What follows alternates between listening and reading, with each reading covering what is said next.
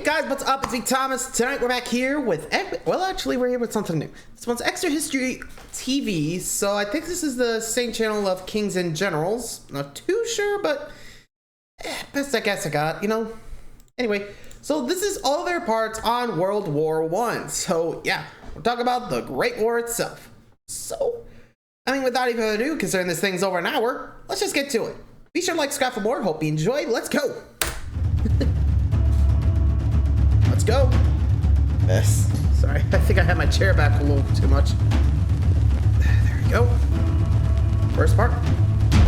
1914. The great powers of Europe are divided into two rival alliances. The Triple Entente, France, Britain, and Russia, united by fear and suspicion of Germany, Europe's new strongest power.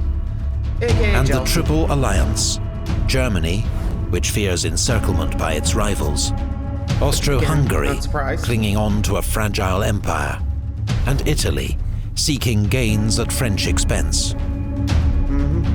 The spark comes on the 28th of June in the city of Sarajevo.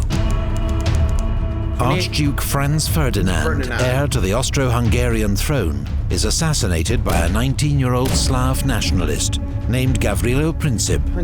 Austro-Hungary accuses its Balkan rival Serbia of having aided the assassin and sends an ultimatum demanding humiliating concessions. Serbia rejects the ultimatum and Austro-Hungary declares war.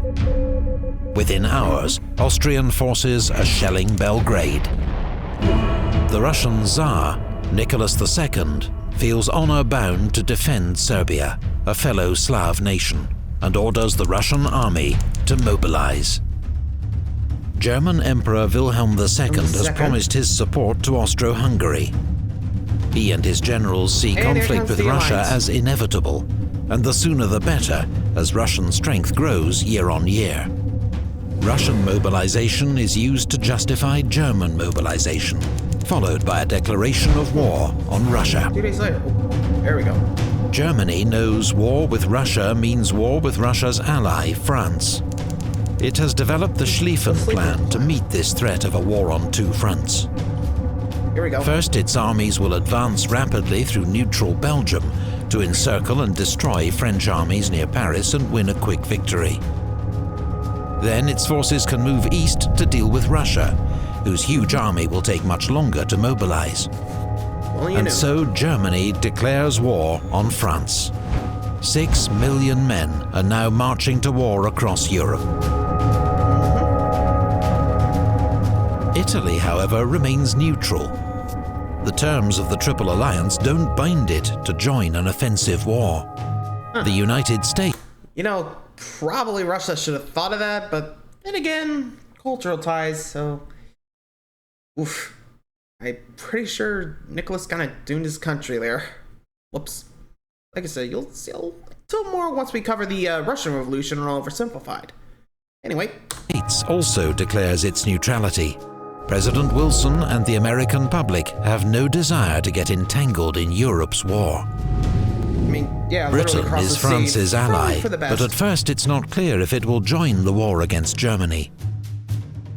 But when German troops invade Belgium, whose neutrality Britain has guaranteed, an ultimatum is sent from London to Berlin, demanding they withdraw.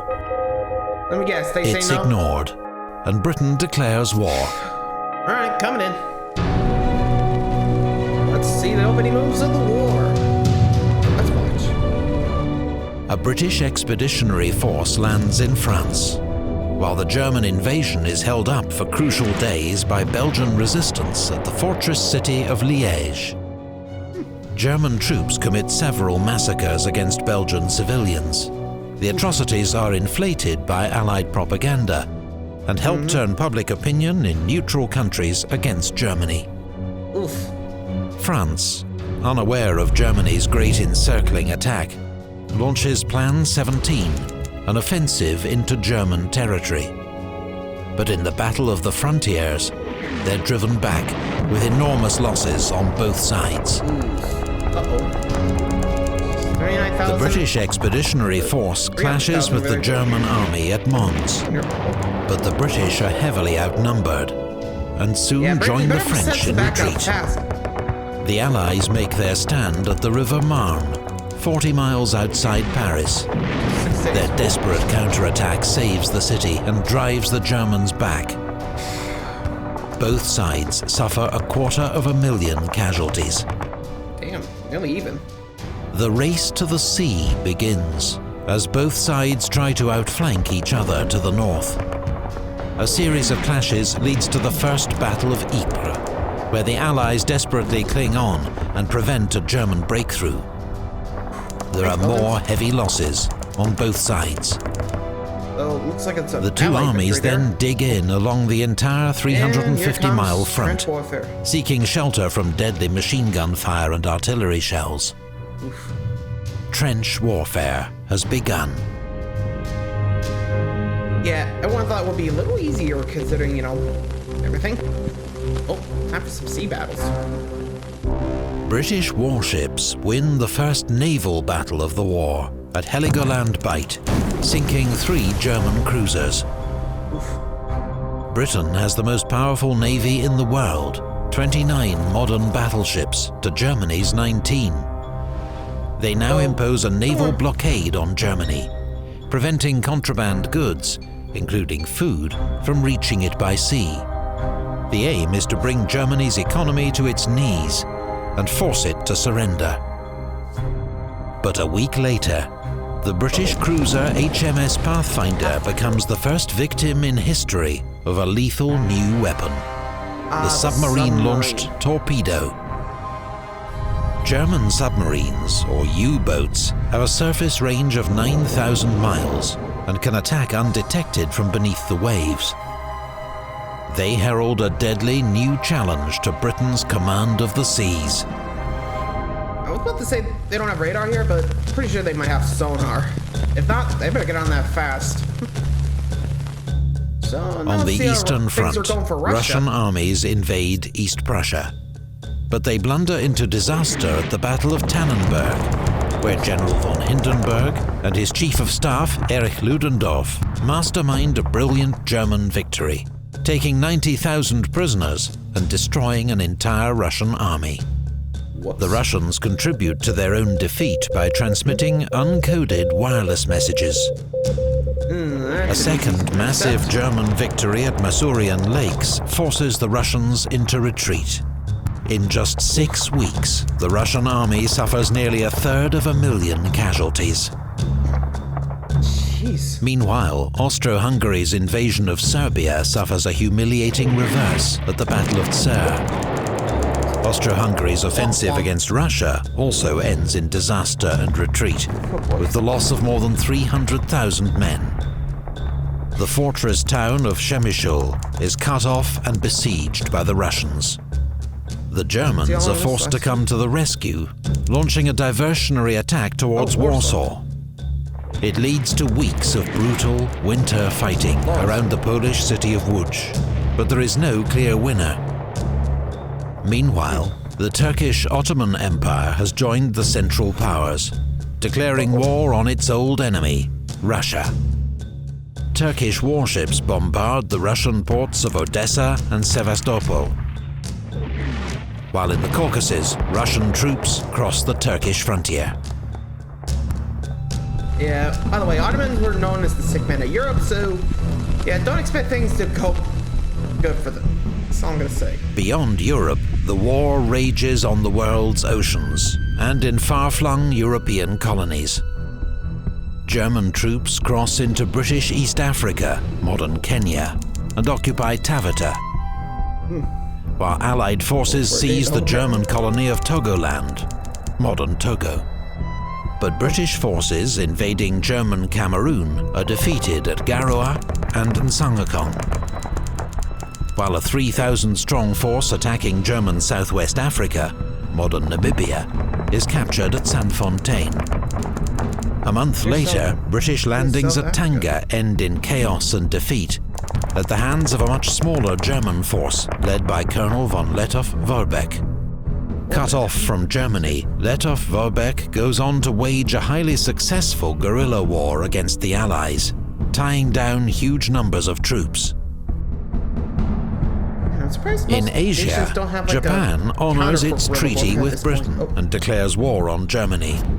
Japanese forces go on to seize the German naval base at Tsingtao. The German colonies of Samoa and New Guinea surrender to troops from New Zealand and Australia.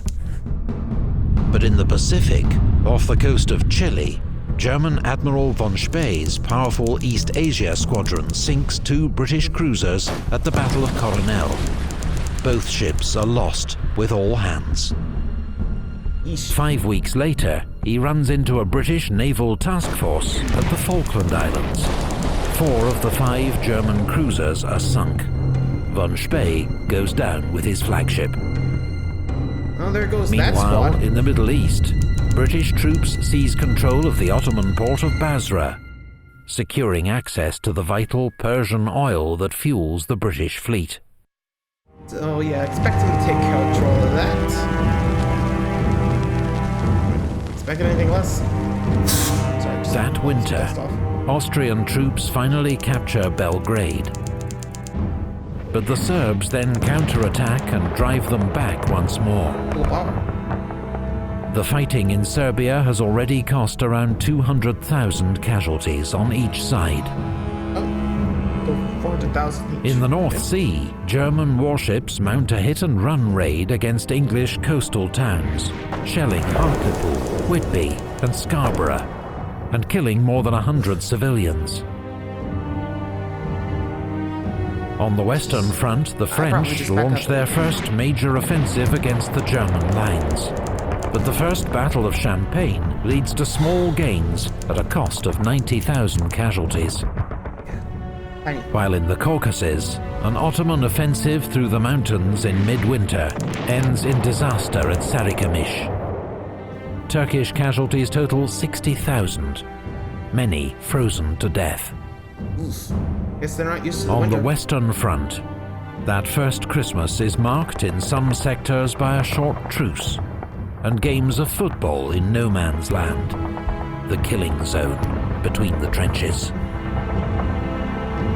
But not all over the place, just unfortunately. January 1915. World War I is just 5 months old, and already around 1 million soldiers have fallen. A war that began in the Balkans has engulfed much of the world. The Central Powers, Germany, Austria-Hungary, and the Ottoman Empire, fight the Allies, Britain, France, Russia, Serbia and Montenegro, Belgium, and Japan.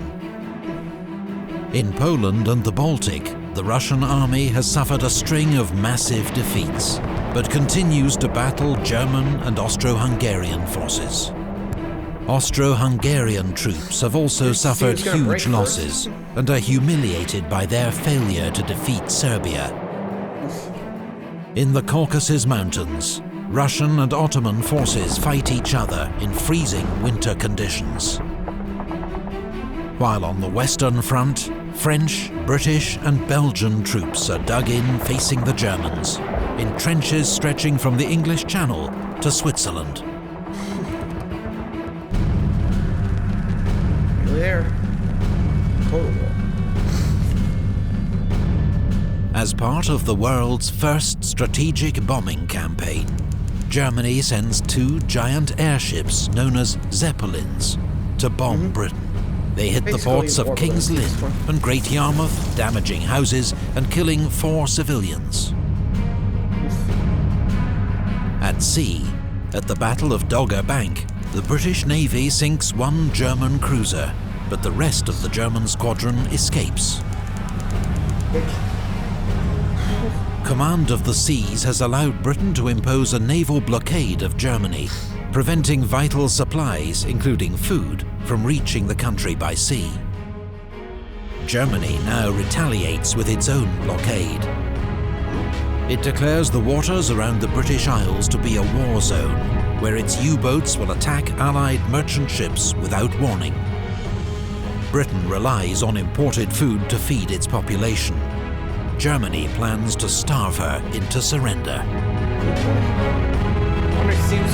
On the Eastern Front, German Field Marshal von Hindenburg launches a winter offensive and inflicts another massive defeat on the Russian army at the Second Battle of Masurian Lakes.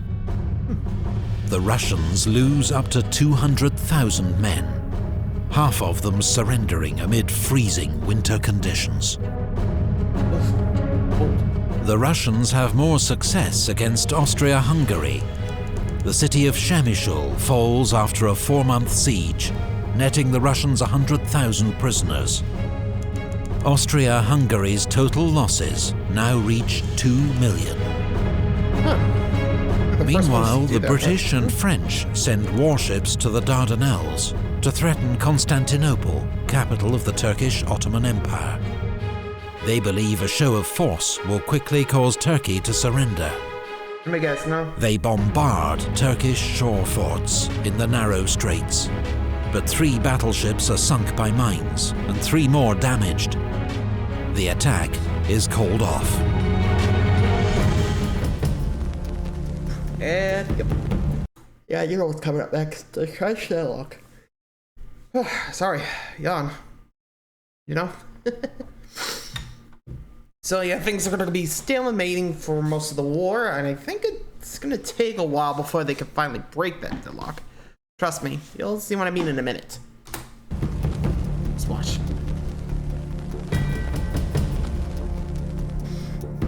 On the Western Front, the British attack at Neuve-Chapelle. But the advance is soon halted by German barbed wire and machine guns. British and Indian units suffer 11,000 casualties, about a quarter of the attacking force. 6 weeks later, at the Second Battle of Ypres, the Germans attack with poison gas for the first time on the Western Front. A cloud of lethal chlorine forces Allied troops to abandon their trenches. But the Germans don't have enough reserves ready to exploit the advantage. Soldiers on both sides are quickly supplied with crude gas masks as a chemical weapons arms race begins. The Allies land ground troops at Gallipoli, including men of the Australian and New Zealand Army Corps, the Anzacs. Their goal is to take out the shore forts that are preventing Allied warships reaching Constantinople. But they immediately meet fierce Turkish resistance and are pinned down close to the shore. To these guys, so good luck trying to get it. The day before the landings, the Ottoman Empire begins the systematic deportation and murder of ethnic Armenians living within its borders. Oh boy. The Armenians are a long-persecuted ethnic and religious minority, suspected of supporting Turkey's enemies.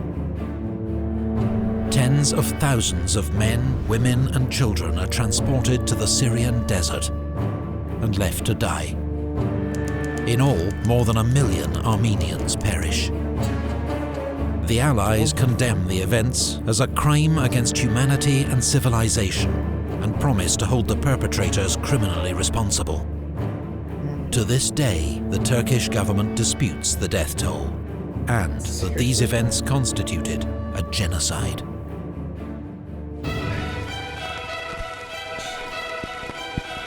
That goes to show how much they really hated these guys. On the Eastern Front, a joint German-Austro-Hungarian offensive in Galicia breaks through Russian defences, recapturing Przemysl and taking 100,000 prisoners. It is the beginning of a steady advance against Russian forces. At sea, the British passenger liner Lusitania, sailing from New York to Liverpool, is torpedoed by a German U-boat off the coast of Ireland without warning. 1,198 passengers and crew perish, including 128 Americans. US President Woodrow Wilson and the American public are outraged. But Germany insists the liner was a fair target, as the British used her to carry military supplies. In May, the Allies launched the Second Battle of Artois, in another effort to break through the German lines. The French make the main attack at Vimy Ridge, while the British launch supporting attacks at Aubert Ridge and Festubert. The Allies sustain 130,000 casualties and advance just a few thousand yards. That summer, above the Western Front, the Fokker Eindecker helps Germany win control of the air. It's one of the first aircraft with a machine gun able to fire forward through its propeller, thanks to a new invention known as interrupter gear. Allied aircraft losses mount rapidly in what becomes known as the Fokker Scourge. For now, Lily's joining in. Italy, swayed by British and French promises of territorial gains at Austria-Hungary's expense, joins the Allies, declaring war on Austria-Hungary and later the Ottoman Empire and Germany. The Italian army makes its first assault against Austro-Hungarian positions along the Isonzo River, but is repulsed with heavy losses. Meanwhile, the Allies face a crisis on the Eastern Front. The Russians have begun a general retreat, abandoning Poland. German troops enter Warsaw on the 5th of August. Tsar Nicholas II dismisses the Russian army's commander-in-chief, Grand Duke Nicholas, and takes personal command.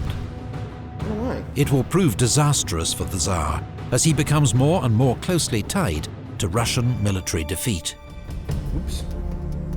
At Gallipoli, the Allies land reinforcements at Suvla Bay, but neither they nor a series of fresh attacks by the Anzacs can break the deadlock. Conditions for both sides are terrible. Troops are tormented not only by the enemy, but by heat, flies, and sickness. AKA the shell shock. In the Atlantic, a German U-boat sinks the liner SS Arabic. 44 are lost, including 3 Americans. In response to further US warnings, Germany ends all attacks on passenger ships. Thank you. Jeez. Let's do this one. On the Western Front, the Allies mount their biggest offensive of the war so far, designed to smash through the front and take pressure off their beleaguered Russian ally. The French attack in the 3rd Battle of Artois and 2nd Battle of Champagne. The British, with the help of poison gas, attack at Loos. Despite initial gains, the attacks soon get bogged down, with enormous losses on all sides. Let's see. Wow.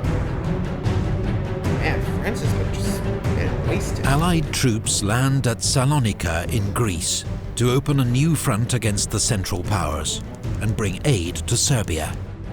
But the Allies are too late. Bulgaria joins the Central Powers, and their joint offensive overruns Serbia in 2 months. And go. That winter, the remnants of the Serbian army escape through the Albanian mountains. Their losses are horrific.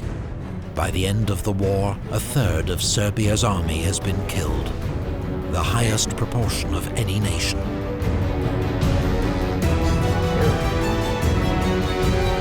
Fierce fighting continues on the Italian front, as Italian troops launch the 3rd and 4th battles of the Isonzo.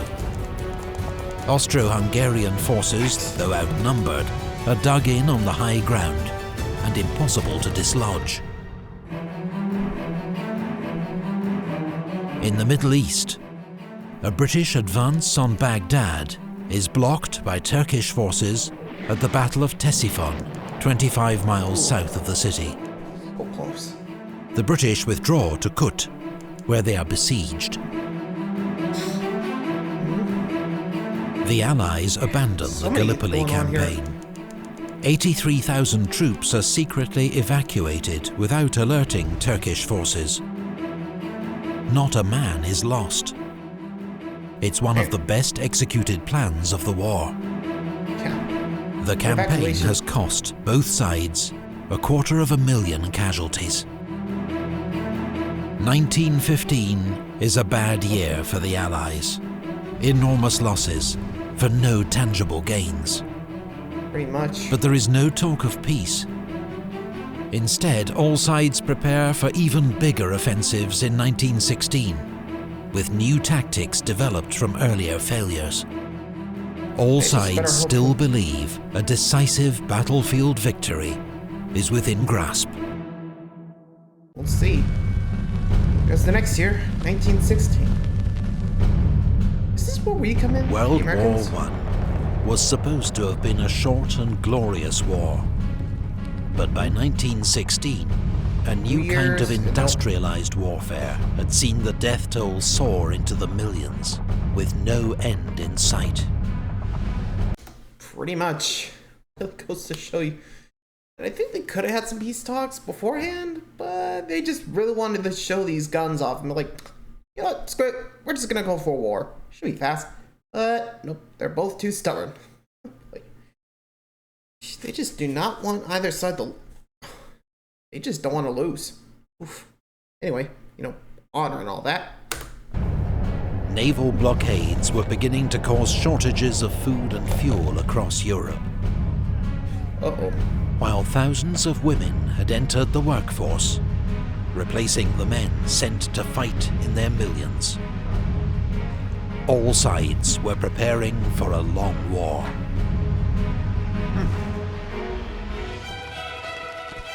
Very much just gonna try to outlast the others. The war has raged for a year and a half as the Allies continue to battle the Central Powers, recently joined by Bulgaria.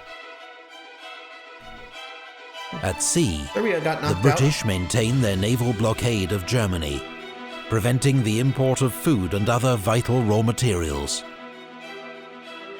Germany has retaliated with a U-boat blockade of Britain, but has to limit its attacks to avoid provoking the neutral USA, whose citizens have already been caught in the crossfire. On the Western Front, French, British and Belgian troops are dug in opposite the Germans, both sides trapped in the bloody stalemate of trench warfare. On the Eastern Front, the Russians have ended their long retreat and stabilized the line, but their army has suffered huge losses. On the Italian front, Italian troops have launched a series of costly, unsuccessful attacks against strong Austro-Hungarian defences. While on the Balkan front, the Central Powers have overrun Serbia, whose army is forced to make a bitter retreat through the Albanian mountains. Now, on the 5th of January, Austro-Hungarian troops attack Montenegro.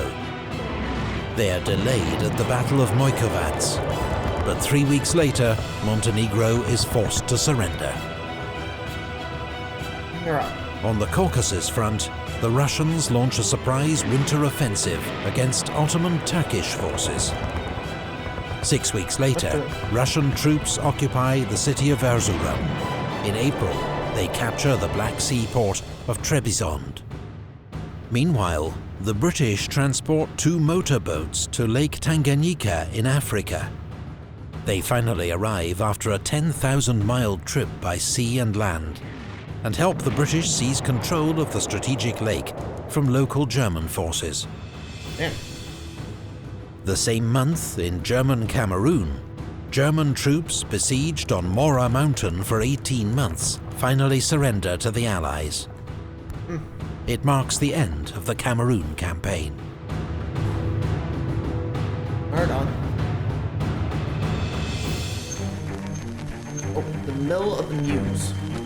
This should be good. Bring it on, Verdun. On the Western Front, the Germans unleash a devastating assault on the French fortress town of Verdun. German General Erich von Falkenhayn knows France will defend this symbolic town to the last man. His plan, in his own words, is to bleed France white in its defense. It is the strategy of attrition. Verdun becomes one of the most terrifying battles of the war, a mincing machine, where infantry divisions are destroyed almost as fast as they can be fed into the line. In Britain, 1 million men have already volunteered for military service. But the government realizes it won't be enough. Britain becomes the last major power to introduce conscription. That spring, on the Western Front, British troops are the last to be issued with steel helmets. The nature of trench warfare produces a high proportion of head wounds. The German Stahlhelm, the French Adrian helmet, and the British Mark I steel helmet offer limited protection from shell splinters and shrapnel.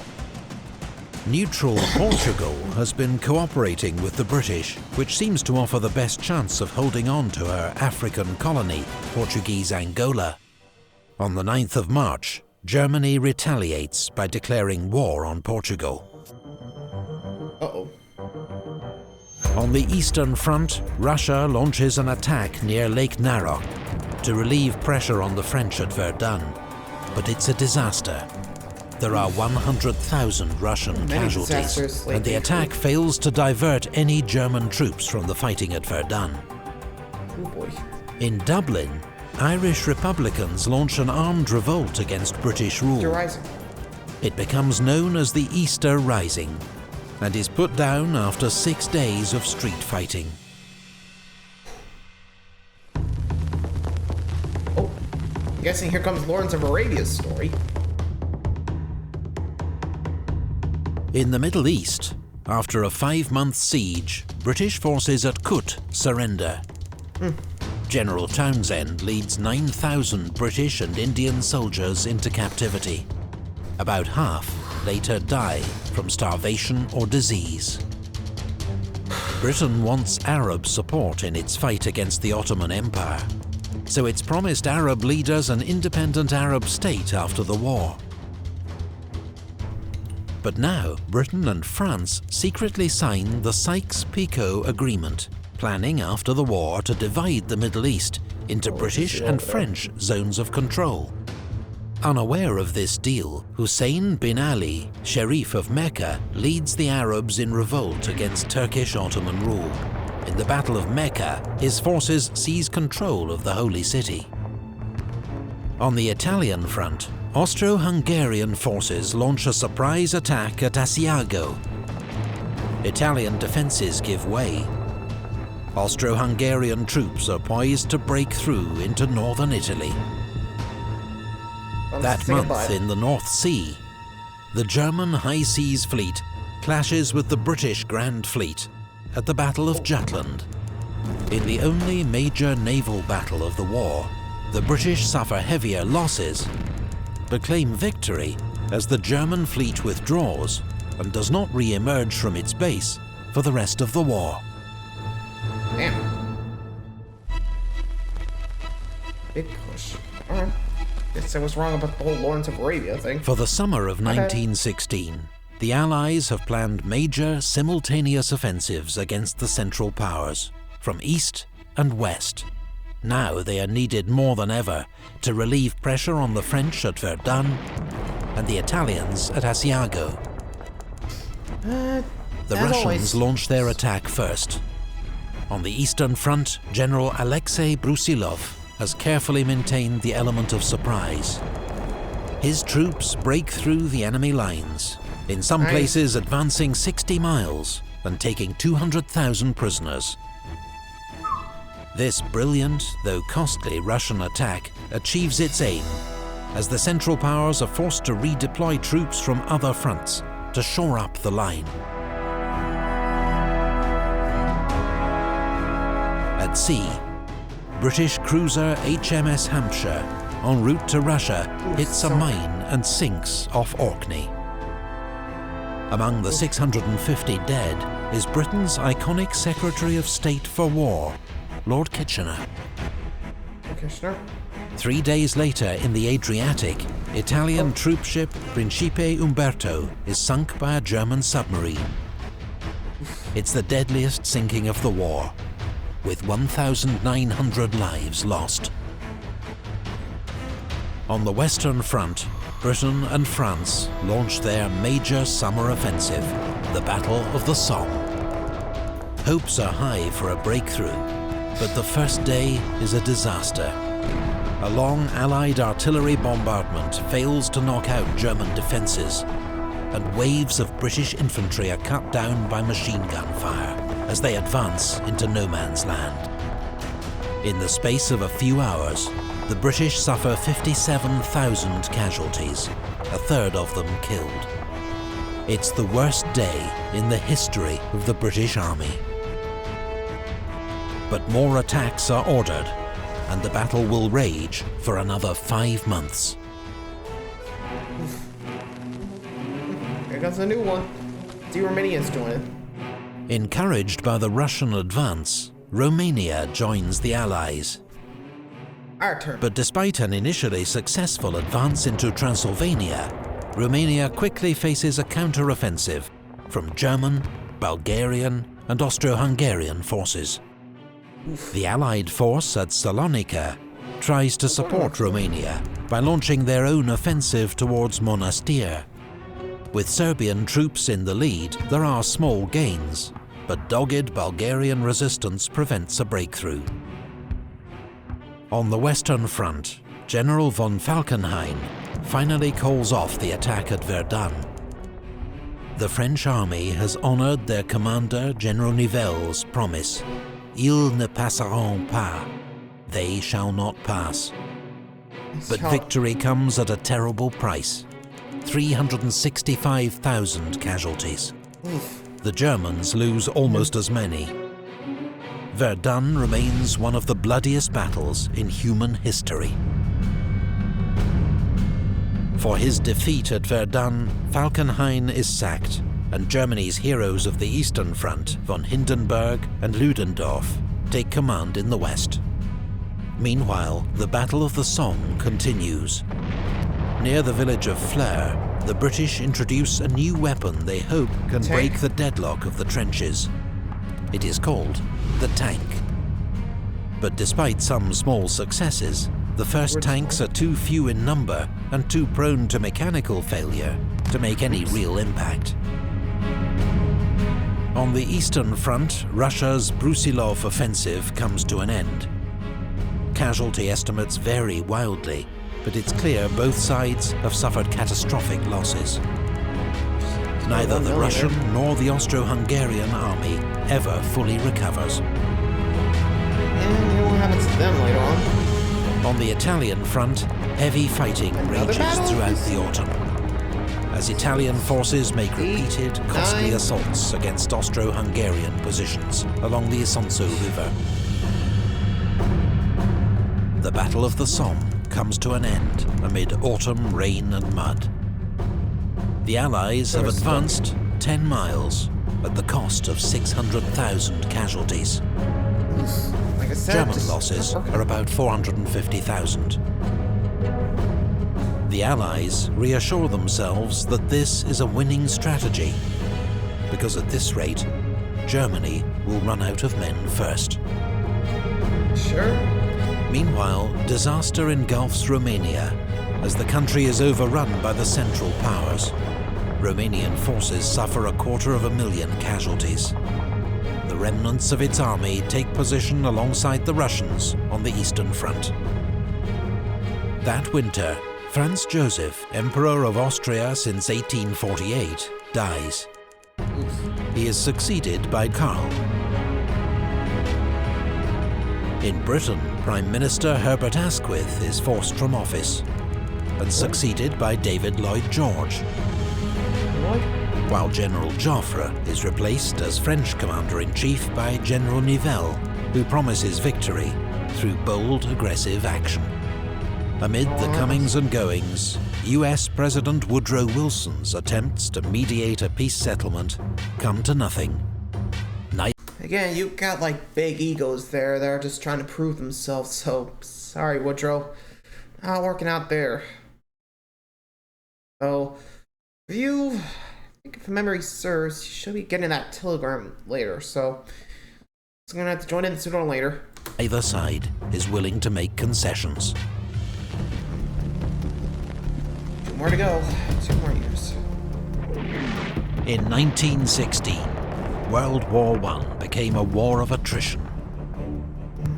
Both sides began to focus less on winning victory on the battlefield than grinding down the enemy, and inflicting such enormous losses, they would be forced to surrender.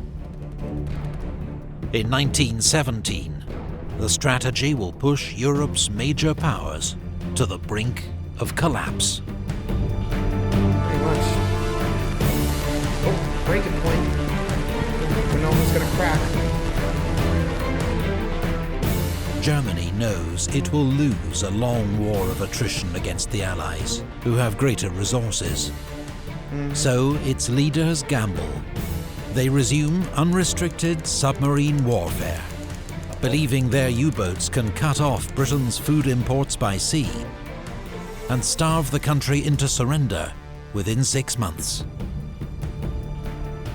But the new shoot-on-sight tactics mean neutral American ships will inevitably be caught in the crossfire, risking America joining the war on the Allied side. Just 2 days into the campaign, the SS Housatonic, an American steamer carrying wheat from Galveston, Texas to England, is sunk by a U-boat.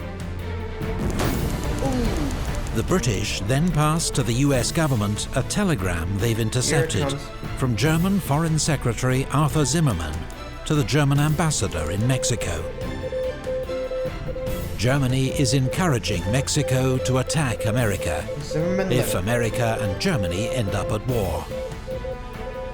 The so-called Zimmermann telegram puts yet more pressure on US President Wilson to declare war on Germany.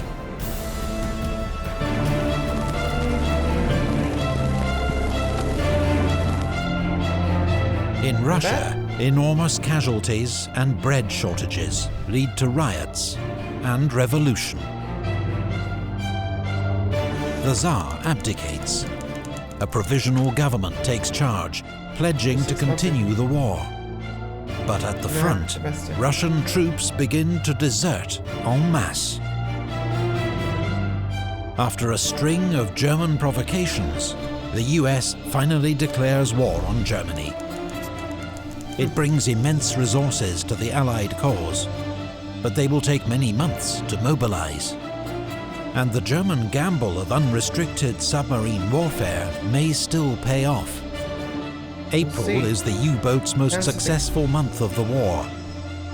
They sink 886,000 tons of Allied shipping, an average of 17 ships a day, all packed with urgently needed food and supplies. Britain will face starvation if the U-boats are not defeated soon. Let's see if they can. On the Western Front, the British launched the Battle of Arras, a diversion to support a major upcoming French offensive. After heavy fighting, Canadian troops seized the high ground of Vimy Ridge. It's a limited Allied victory, but costs 150,000 Allied casualties to 130,000 German. Jeez, these things are close. Above the trenches, the First Air War has reached new levels of sophistication and deadliness. Reconnaissance aircraft are crucial for spotting enemy positions and directing artillery fire onto them. Scout aircraft or fighters try to shoot them down before they can execute their mission. New models of aircraft are developed every few months, but that spring, the superiority of German aircraft leads to heavy Allied losses in what becomes known as Bloody April. Oof. Heavy offensive. An evil offensive? An evil offensive. 3 days after the fall of Vimy Ridge, French General Robert Nivelle launches his main offensive. See, this works. Expectations are high.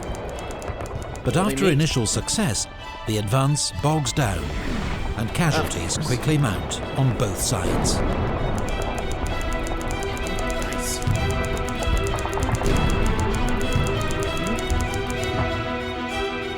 The apparently senseless losses cause morale in the French army to collapse. Whole units mutiny, refusing to attack.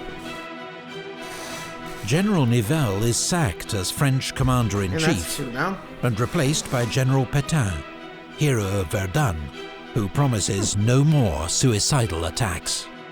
Thank you. That summer, at Messines Ridge, the British tunnel under the German lines and detonate 19 enormous mines under the enemy position. It's the largest man-made explosion in history to date, and paves the way to a brilliant but highly local British victory. Hey, Britain's getting some steam now. Let's see how long that lasts. In Greece, King Constantine, who has favoured neutrality, is forced to abdicate, and Greece joins the Allies. Russia's provisional government orders a new attack, but the July offensive is a disaster. The morale and discipline of the Russian army has collapsed. It can no longer be relied on to fight, and the Central Powers' counterattack is almost unopposed. At sea, the Allies begin to group their merchant ships into convoys, which sail under naval escort. The new system leads to a steady fall in losses. The tide is turning in the U-boat war. Finally.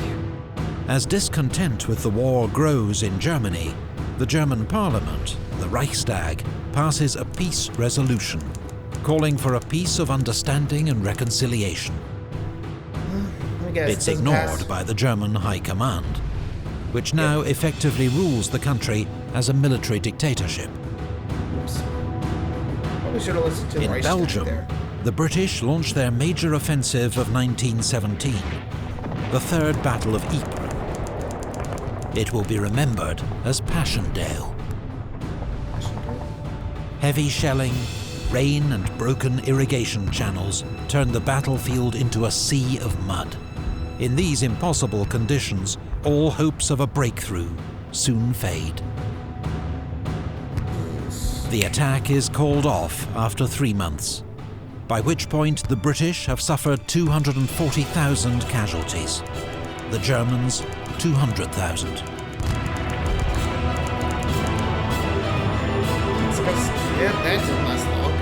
On the Italian front, at the 11th Battle of the Isonzo, Italian and Austro-Hungarian forces batter each other into exhaustion.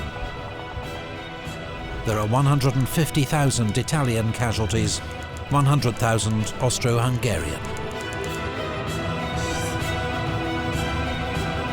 I mean, you gotta feel bad for these guys, like the Allies. It's surprising, like, knowing, like, you know, we're gonna win this, but still. Ooh, hard to say how much longer until the Americans get here, though. Let's just hope someone eventually breaks through. Find out. That year, 1917, the list of Allied nations grows. Brazil, Liberia, China, and Siam all declare war on Germany as a result of German U-boat attacks, or to curry favour with the Allies. China will contribute many thousands of labourers working for the Allies in Europe, the Middle East, and Asia.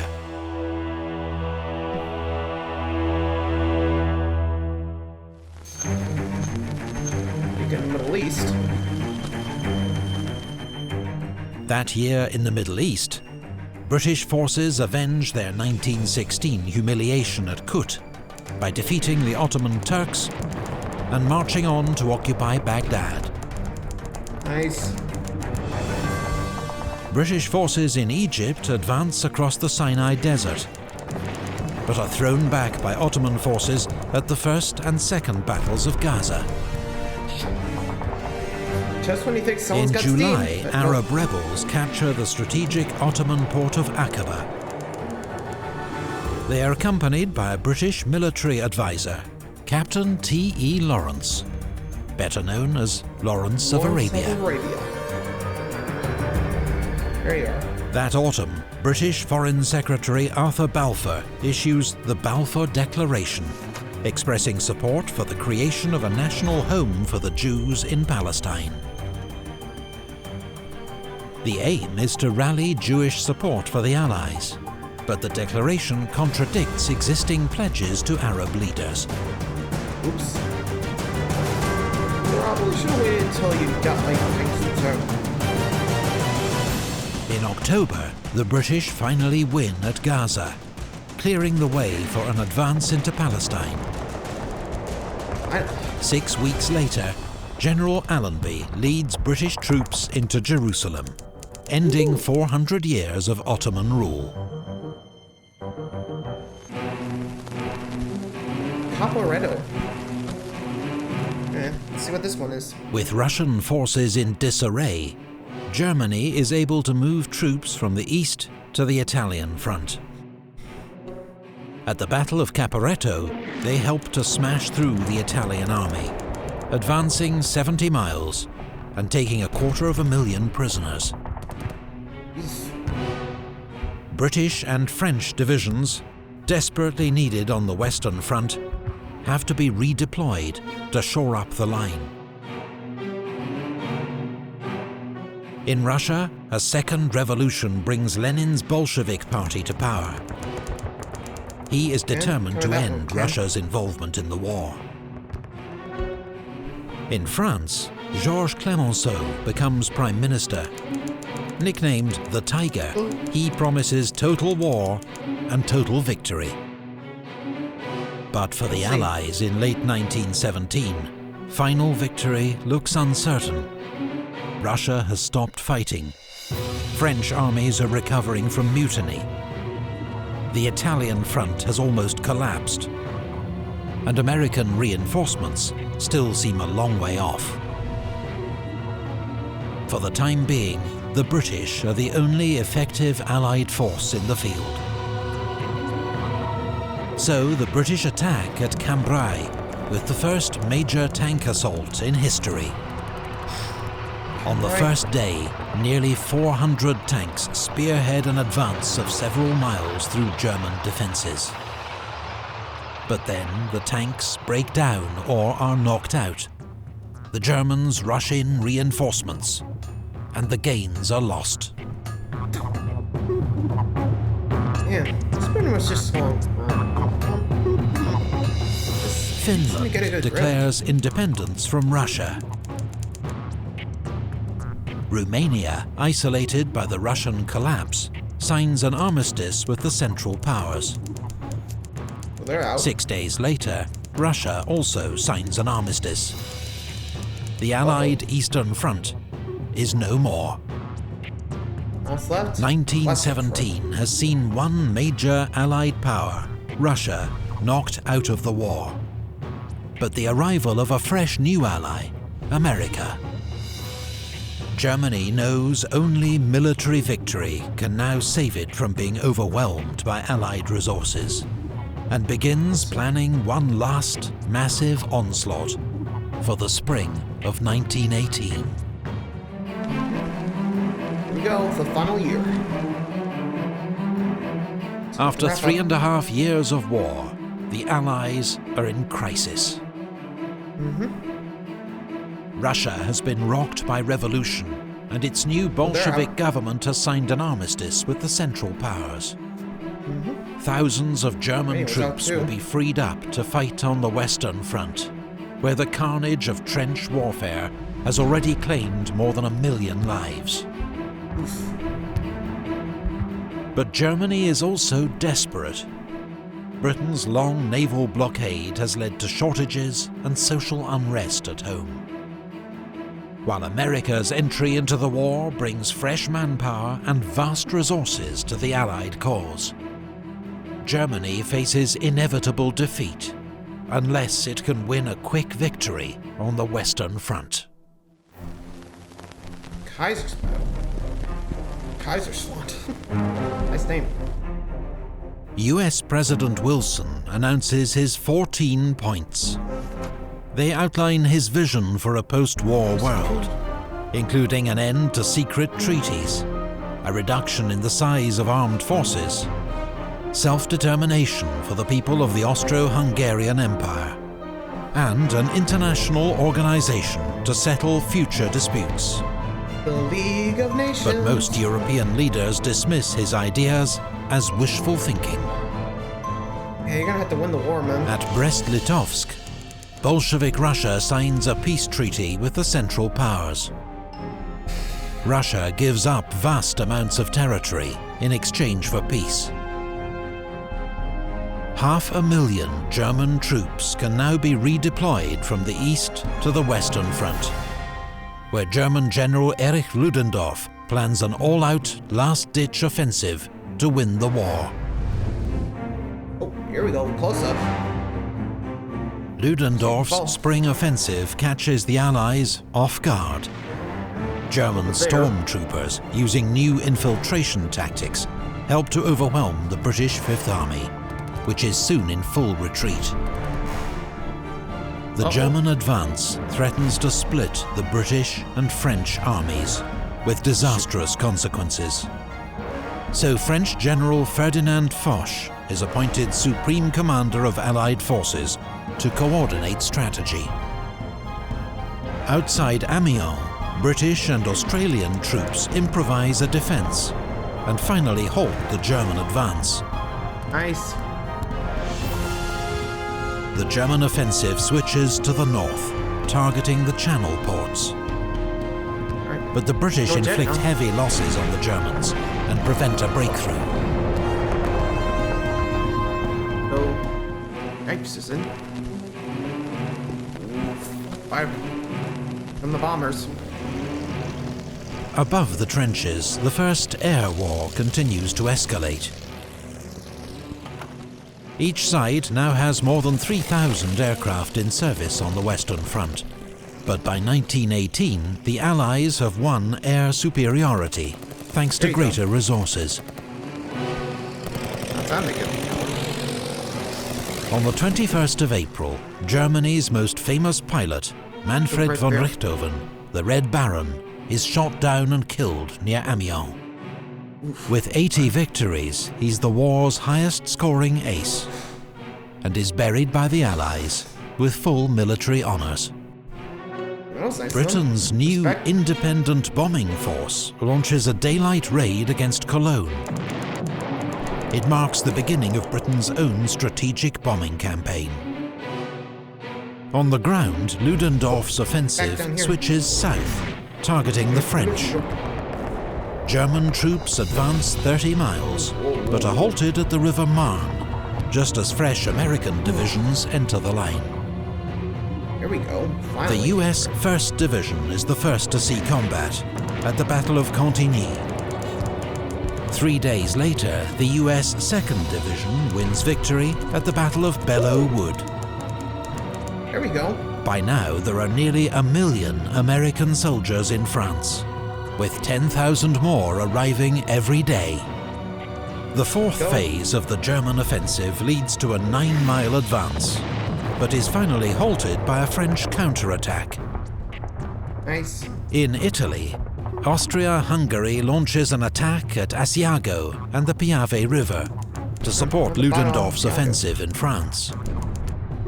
But it's repulsed with heavy losses, and morale amongst the Austro-Hungarian army collapses. There we go. Italy's starting to get some traction now. British and French troops land at Murmansk in northern Russia. It's the beginning of Allied intervention in Russia's civil war, on the side of so-called white or anti-Bolshevik forces. On the Western Front, the Germans' final attack is defeated in the Second Battle of the Marne. Ludendorff's offensive has cost the Germans more than 600,000 casualties and has failed to make a decisive breakthrough. Germany's final gamble has failed. Yep. And the beginning of the collapse. Here we go. The Allies now go on the attack. At the Battle of Amiens, British Australian, Canadian and French troops, supported by tanks and aircraft, advance 7 miles in a single day. General Ludendorff calls the 8th of August the Black Day of the German army. German troops are exhausted, hungry and demoralized, and begin to surrender in their thousands. The Battle of Amiens begins the Allies' 100 Days Offensive. Trench warfare is over. The Germans are in full retreat.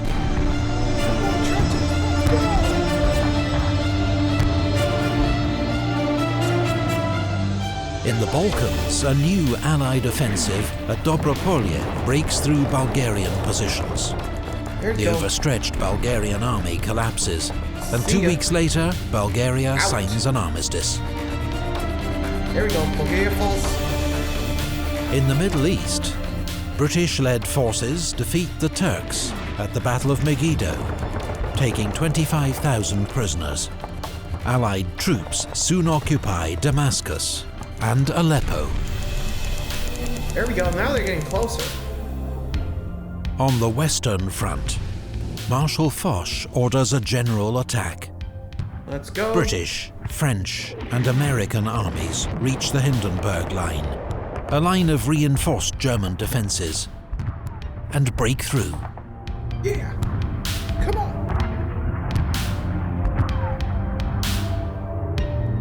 Ludendorff informs the Kaiser that the military situation is hopeless and that Germany must seek an armistice. Oh, you want to quit? Germany sends a request to US President Woodrow Wilson, who in return demands German withdrawal from all occupied territory and the Kaiser's abdication. Well. On the Italian front, the Allies deliver the final blow to Austria-Hungary at the Battle of Vittorio Veneto. The Austro-Hungarian army disintegrates, and 300,000 prisoners are taken. With the Central Powers facing collapse, the Ottoman Empire signs an armistice with the Allies at Mudros. They're done. 4 days later, Austria-Hungary signs an armistice with the Allies at Villa Giusti. Yep. At Kiel, the German High Seas Fleet is ordered to make a suicidal attack on the British Navy. But instead, it mutinies. Oh boy. Revolution spreads through Germany. The Kaiser abdicates, and a German Republic is proclaimed. On the 11th of November 1918, a German delegation signs an armistice with the Allies inside Marshal Foch's railway carriage at Compiègne. It comes into force at 11 a.m., but fighting continues until the last moment. American Private Henry Gunter is killed, charging a German machine gun at 10:59. He is thought to be the last soldier killed during World War I. 3 days later, in East Africa, German General von Lettow-Vorbeck surrenders his army on the Chambezi River. For 4 years, he has tied down huge numbers of Allied troops, remaining undefeated while cut off from home. He is still considered one of history's greatest guerrilla leaders. That's right, we're back. Gotta salute him. Oh, it's not peace. 20 years. Also force. The Paris Peace Conference opens at the Palace of Versailles, just outside the French capital. Delegates accept a proposal to create a League of Nations to settle future international disputes. The Versailles Treaty, signed in June, imposes harsh terms on Germany. Its military is restricted in size. It must pay war reparations to the Allies. It loses territory to its neighbors. And its colonies are seized by the victors. Germany must also accept responsibility for the war. in a war guilt clause, a source of lasting resentment in Germany. Why didn't it just put it on the Austro-Hungarians? They were the ones The boundaries of Europe are redrawn. Poland re-emerges after 100 years of foreign rule, while Austria, Hungary, Czechoslovakia, Yugoslavia, and an enlarged Romania emerge from the ashes of the Austro-Hungarian Empire. The Ottoman Empire is dismantled.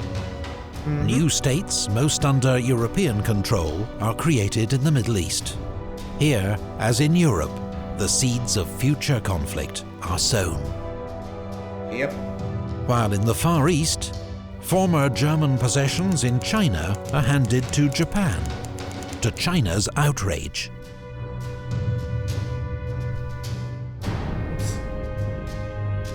Yeah, World War I claimed the lives of 9.5 million soldiers. 1 in 8 of those who fought. 21 million more were wounded. 7 million civilians also lost their lives. Yeesh. Huge areas of Europe were left devastated. Old empires vanished. New states were born. Lives across the world were transformed. The world was never the same again. Definitely looks like the title of the Great War. Well, there we go. All done. Gotta say, you gotta feel bad for, man, that was just one crazy war. I mean, I got really nothing else to say, so thanks for watching, and until next time, like, subscribe for more. See ya.